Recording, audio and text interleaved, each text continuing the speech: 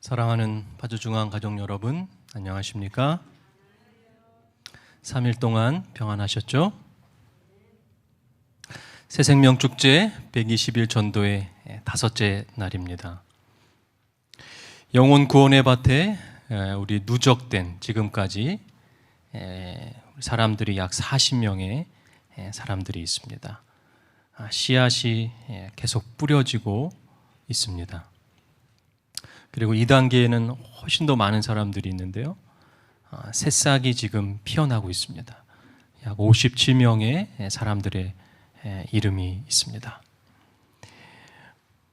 우리가 정말 우리 성도들이 많은 분들과 지금 관계를 맺고 있다는 사실에 하나님께 깊은 감사를 드립니다. 전도와 예배 회복 운동입니다. 우리 첫째 날에 우리 8명의 분들이 앱에다가 올려주셨고요. 우리 안식일과 일요일은 우리가 할 수 없기 때문에 안식일과 일요일은 스스로 알아서 해주시고요.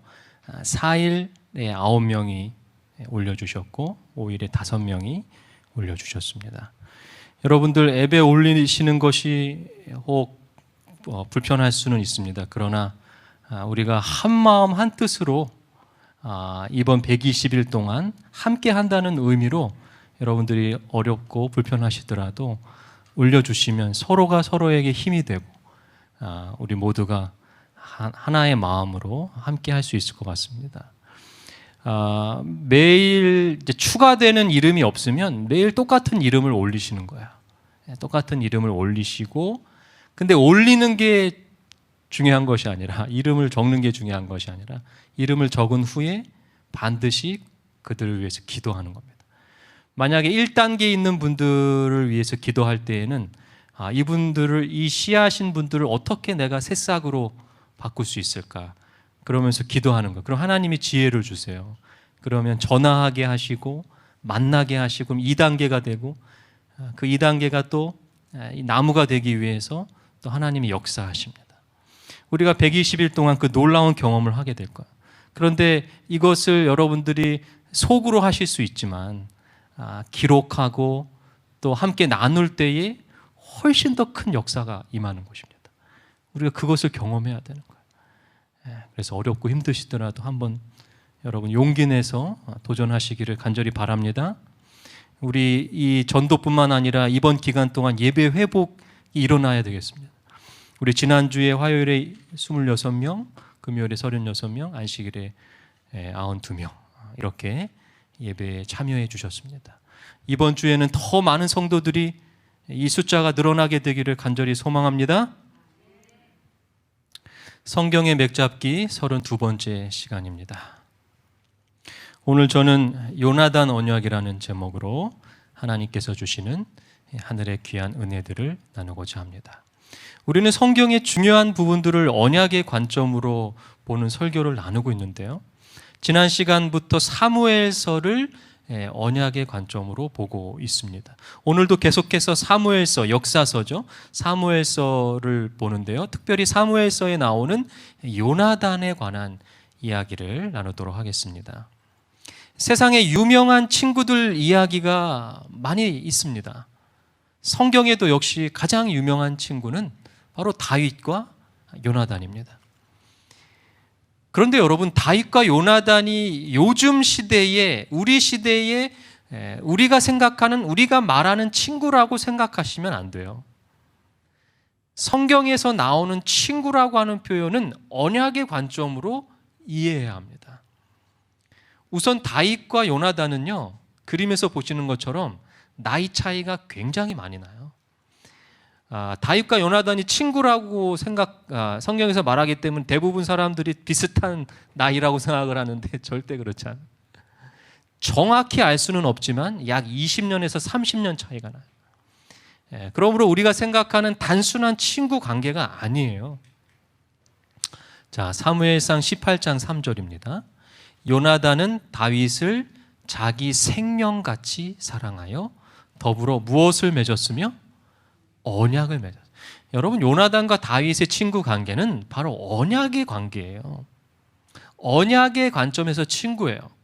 왕자였던 요나단이 당연히 강자의 입장에서 이 약자인 다윗과 언약을 맺은 거예요. 우리가 언약 체결식을 할 때 배웠던 용어 가운데 두 가지가 나오는데요. 언약이라고 하는 단어와 사랑이라고 하는 단어가 나옵니다. 어떠한 경우든지 간에 언약을 체결할 때는 기본적인 의식이 있다고 말씀드렸죠. 여러 번 반복했기 때문에 이제 여러분들이 머릿속에 떠오르셔야 돼요. 짐승을 잡고 피를 뿌리고 제단 사이를 지나가고 맹세하고 돌아올 때 둘이 손을 잡고 언약 만찬을 나누고 친구라고 천명하고 사랑하겠다고 말하는 것이 가장 기본적인 언약 체결식이에요. 그런데 문제는요, 다윗과 요나단은 언약을 맺을 수 없는 관계였어요.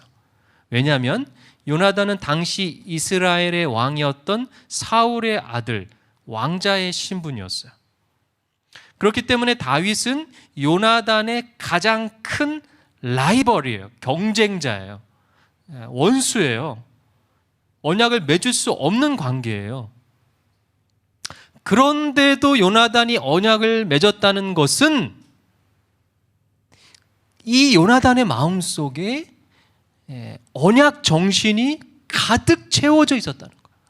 요나단은 언약의 사람이었어요. 너무나도 신실한 언약의 사람이었어요. 요나단이 다윗을 보니까 이 다윗이 언약 신앙을 깨닫고 언약의 투철한 삶을 살아가고 있다는 것을 느꼈어요.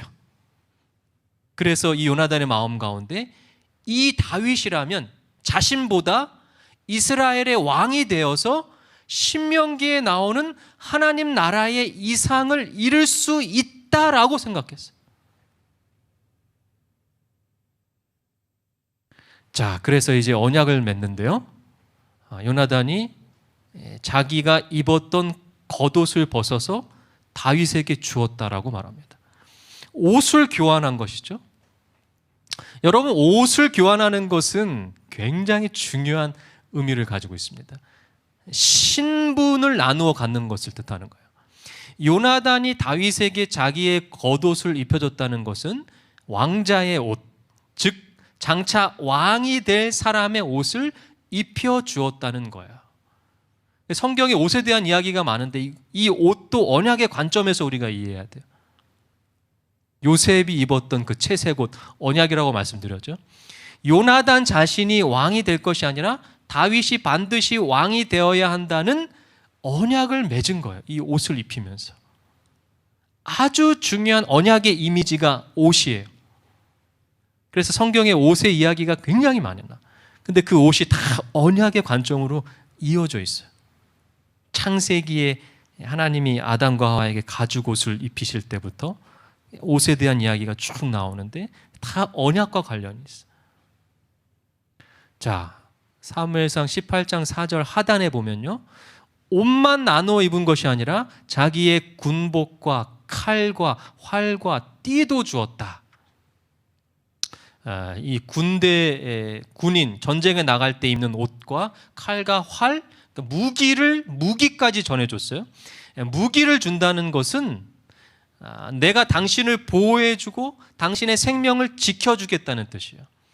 무기도 굉장히 중요한 언약의 이미지 가운데 하나입니다.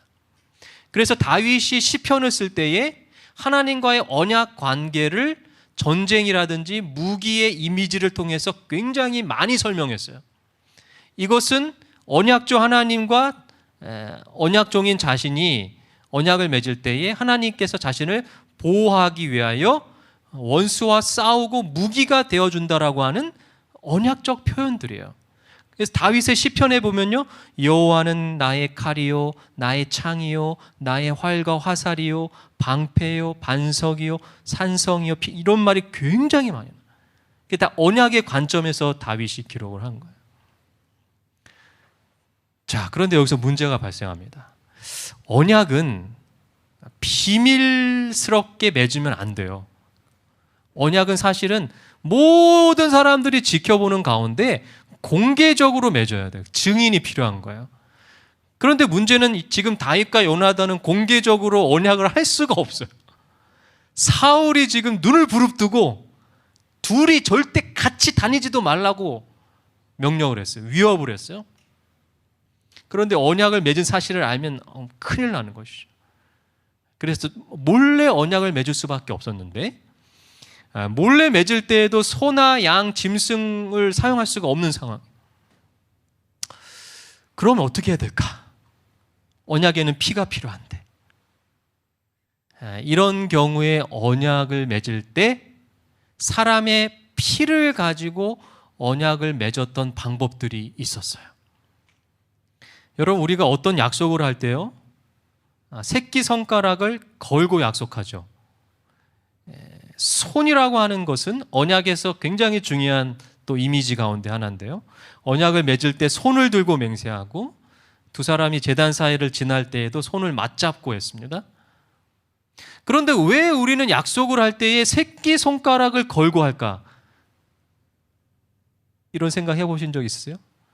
왜 새끼손가락을 걸어야 됩니까? 약속이랑 새끼손가락이랑 무슨 상관이 있어요? 이것이 다 언약에 관련되어 있는 관습으로부터 유래되어 온 거예요. 우리는 그것을 모르고 그냥 사용할 뿐이죠. 자, 한자로 언약이라고 하는 한자가 이렇게 씁니다. 말씀 원자에 맺을 약자예요. 그런데 이 맺을 약자에 보면은 이 새끼손가락의 비밀이 숨겨져 있습니다. 자, 이 그림을 잘 보세요. 두 사람이 손에 잔을 들고 있습니다. 그래서 이 맺을 약자는요, 실을 뜻하는 멱자하고 잔을 뜻하는 작자가 합쳐져서 맺을 약자가 된 거예요. 왜 이 맺을 약자에 실이 들어가고 잔이 들어갈까요? 이것이 바로 언약의 풍습 때문에 그런 거예요. 그 당시 언약을 맺을 때에 새끼손가락을 실로 묶고, 이 새끼손가락을 실로 묶는 이 풍습이 그대로 이어져서 새끼손가락을 우리가 걸고 약속을 하는 거예요. 그리고 잔을 마시려고 하는 장면인데, 실을 뜻하는 단어와 잔을 뜻하는 단어, 이 두 개가 합쳐져서 맺을 약자가 됐습니다. 이것은 친구 사이에 언약을 맺을 때에 새끼손가락에 상처를 낸 다음에 그 피를 잔에 섞어 마시는 관습에서 내려져 온 거예요. 그러므로 두 사람이 언약을 맺을 때에 새끼손가락을 베어 피를 흘리고 그 상처 부위를 함께 맞대고 실로 묶은 겁니다.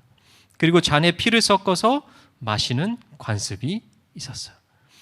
이런 의식들이 피로 하나가 되고 실로 묶어서 하나가 되고 피를 섞은 잔을 마심으로 하나가 된다라고 하는 언약의 관습이었어요.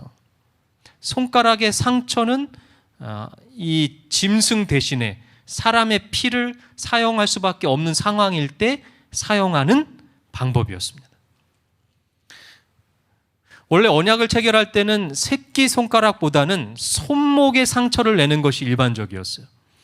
자, 이 그림에 보시면 필리핀 세부라고 하는 도시에 가면 이 그림이 전시되어 있는데, 이 세부라고 하는 이 곳을 첫 발견한 마젤란이라고 하는 사람이 당시 세부의 왕이었던 후마본이라고 하는 사람과 언약을 체결하는 장면인데, 그림을 잘 보시면 마젤란과 후마본의 왼쪽 손목에 상처를 내서 그릇에 피를 지금 담고 있는 모습이에요.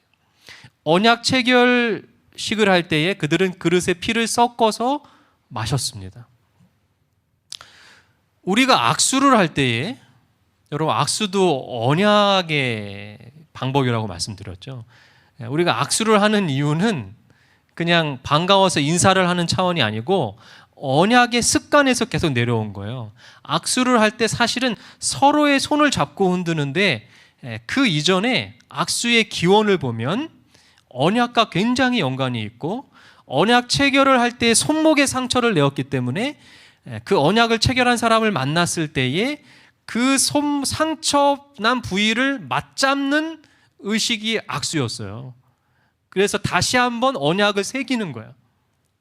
상대방의 손목을 잡는 게 원래 악수였는데, 이것이 손을 잡는 것으로 계속 변경되었고 손을 흔드는 것으로 이렇게 이어져 내려온 것입니다.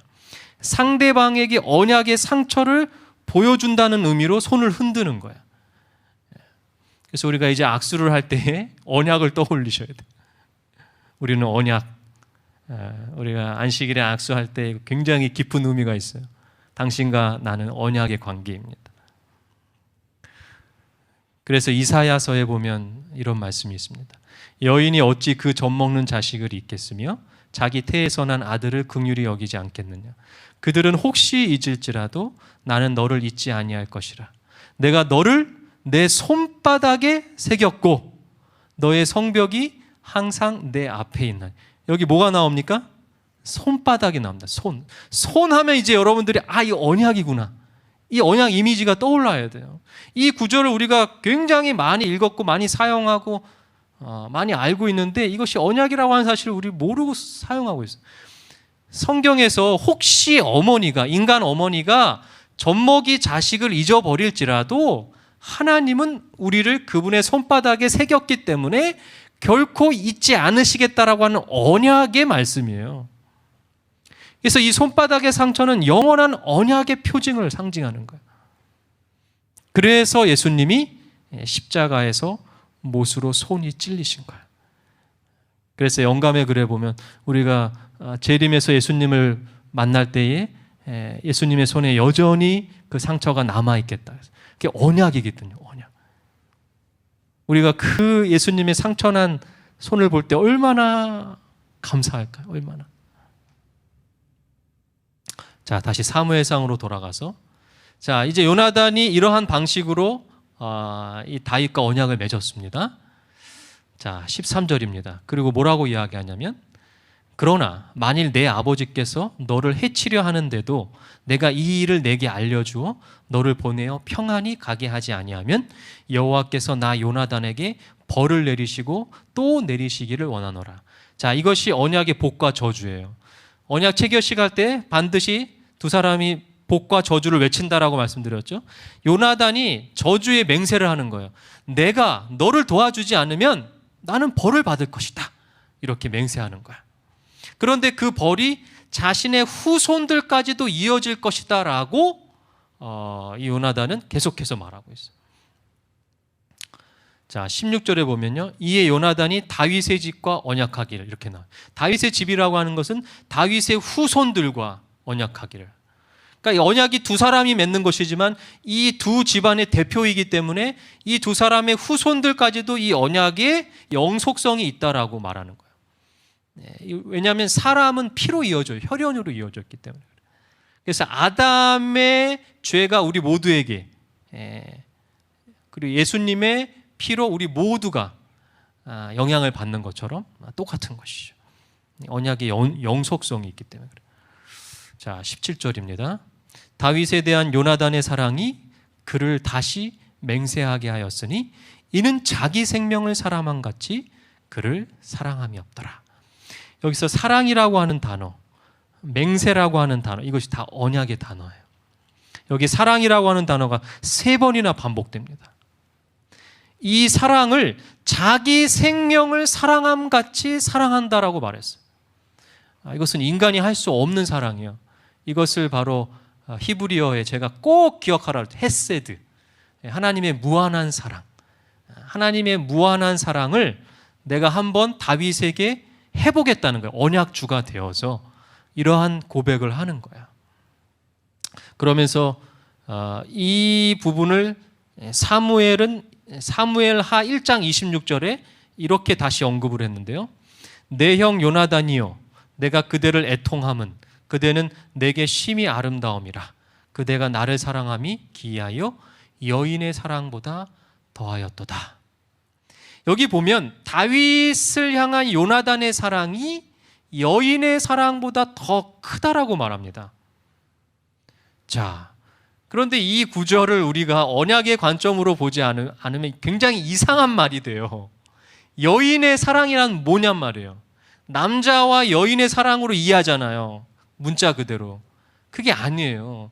남녀 간의 사랑보다 두 친구의 우정이 더 뛰어나다? 이런 게 아니에요. 단순한 게 아니란 말이에요. 성경을 언약의 관점으로 보지 않으면 오해하게 돼요. 이런 부분들을.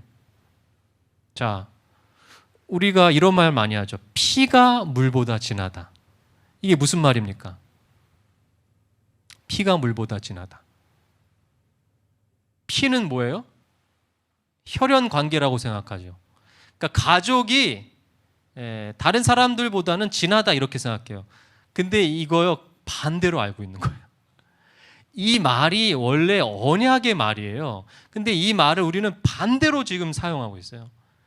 피는 물보다 진하는 것이 우리가 흔히 뭐라고 사용하냐면 가족이 더 다른 사람들보다는 진하다 이렇게 사용한단 말이에요. 근데 이것을 언약의 관점으로 보면 반대예요. 피는 말 그대로 피로 맹세한 관계를 말하는 거예요. 가족이 아니고 나와 언약을 피로 맹세한 그 사람이 오히려 물이라고 하는 것은 양수를 말하는 거예요. 양수는 혈연이잖아요. 어머니에게서 나온 가족 관계를 말하는 거예요. 물이. 그래서 가족보다 내가 언약으로 맺은 이 사람이 훨씬 더 진하다라고 표현하는 거예요. 다윗과 요나단의 관계가 그런 관계였어요. 피로 맺은 언약의 사랑이 물로 맺은 여인과 자식의 사랑보다 더 진하다라고 하는 표현입니다. 하나님과 사람 사이에 맺은 그 언약이 여인과 젖 먹는 자식의 사랑보다 더 강하다라고 말하고 있는 거예요. 그런데 그것을 실제 실현한 사람들이 바로 요나단과 다윗이에요. 요나단은 다윗을 정말 하나님의 마음으로 사랑했어요. 그런데 안타까운 것은 요나단과 다윗이 언약을 맺은 이후에 이스라엘은 블레셋과의 전쟁에서 완전히 패배하고 사울 왕이 죽고 요나단도 죽게 됩니다. 전쟁에서 승리한 나라가 가장 먼저 하는 일이 뭔지 아세요? 상대 국가의 왕족의 씨를 진멸합니다. 왜냐하면 그래야 복수를 못하기 때문에 그래요. 그게 그 당시에 문화였어요. 그 당시에 일반적인 상황들이었어요. 완전히 씨를 몰살해버려요. 왕족이라고 하는 것은 사돈의 팔종까지 다 찾아가지고 다 씨를 말려요. 복수를 차단하기 위해서. 그런데 요나단의 아들 가운데 5살쯤 되는 무비보셋이라고 하는 아들이 있었어요. 유모가 이 아이를 급하게 피신시키다가 땅에 떨어뜨려서 이 다리를 다쳤어요. 그리고 무비보셋은 어디론가 피신을 해서 운둔 생활을 하고 있었어요. 왜냐하면 저한테 들키면 큰일 나기 때문에. 이렇게 희망 없이 살아가는 아무도 알아주지 않는 세상에서 잊혀진 존재, 이 무비보셋을 기억하는 한 사람이 있었는데 그 사람이 바로 다윗이에요. 그런데 여러분, 우리가 무비보셋의 입장에서 생각할 때 지금 다윗이 무비보셋을 찾고 있는데 다윗 왕이 자기를 찾는다는 소식이 좋은 소식일까요? 나쁜 소식일까요? 이상하다. 왜 갑자기 나를 찾지? 사울 왕족의 유일한 생존자. 왜 나를 찾을까? 기대라기보다는 두려움이 앞서는 거예요. 그러나 어쩔 수 없이 다윗에 의해서 무비보셋이 왕궁으로 오게 됩니다. 그리고 마침내 다윗과 만나는데요. 무비보셋이 어땠을까요? 다윗 왕 앞에서 막 부들부들 떨었겠죠. 이제 난 죽었구나. 두려움에 떨고 있는 무비보셋에게 다윗이 이렇게 이야기합니다. 내가 반드시 내 아비 요나단을 인하여 내게 은총을 베풀리라. 내가 내 조부 사울의 발을 다 내게 도로 주겠고, 밭을 다 내게 도로 주겠고, 또 너는 항상 내 상에서 먹을지니라. 무비보셋아, 두려워하지 말아라. 내가 너를 부른 것은 벌 주려는 것이 아니라 은혜를 베풀기 위함이다. 내가 너에게 이야기를 하나 해주겠다. 너는 모르겠지만 아주 오래된 이야기다. 네가 태어나기도 전에 나와 너의 아버지는 피로 언약을 맺었다. 우리는 너무나도 친한 친구였기 때문에 서로를 도와주고 보호해주기로 언약을 맺었다. 뿐만 아니라 누가 먼저 죽더라도 서로의 자식을 자기 아들처럼 거두어 길러주기로 언약을 맺었단다. 여러분, 이때 무비보셋의 반응은 어땠을까요? 둘 중에 하나입니다. 도무지 믿기지가 않아서 이 사실을 난 받아들일 수가 없어. 믿지 못하는 거야. 받아들이지 않든지 아니면 이 다윗의 언약을 믿고 받아들이는 순간 그의 삶에는 엄청난 변화가 시작됩니다. 완전히 다른 인생을 살게 돼요. 여러분, 이 시간 우리의 신앙도 이와 마찬가지가 아닐까요? 우리는 위대한 다윗 왕이 아니라 위대한 온 우주의 왕이신 하나님의 언약을 믿고 살아가고 있어요. 그 언약을 믿고 받아들일 때에 엄청난 변화가 우리에게 닥쳐올 것입니다. 사무엘하 9장 11절 같이 한번 읽어볼까요? 시작. 무비보셋은 왕자 중 하나처럼 왕의 상에서 먹으니라. 아멘. 여러분, 이 이야기 속에서 언약과 관련된 아주 놀라운 구속의 원리가 숨어 있는 거예요. 여러분, 구원은요, 전적으로 값없이 주어진 하나님의 선물입니다. 무비보셋에게는 스스로 내세울 만한 것이 아무것도 없었어요. 무비보셋이 이룬 어떠한 공로도 어떠한 업적도 없었어요. 그저 어렸을 때 도망치다가 다리를 다쳐서 쩔뚝발이 신세로 은둔하면서 살아온 것밖에 없었어요.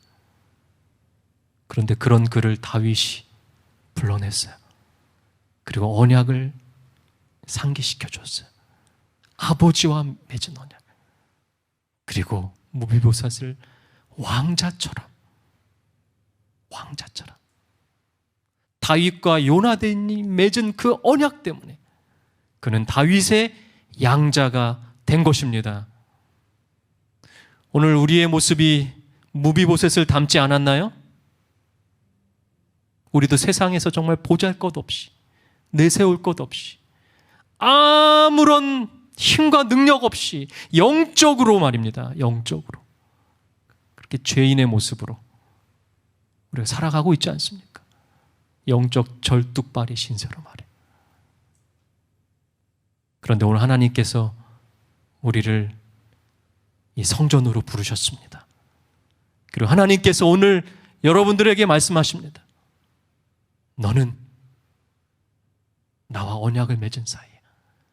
너는 하늘 궁전에서 나와 함께 상에서 먹을 수 있는 하늘 왕자야. 여러분 감사하십니까? 그 놀라운 축복을 우리가 거저 받았어요.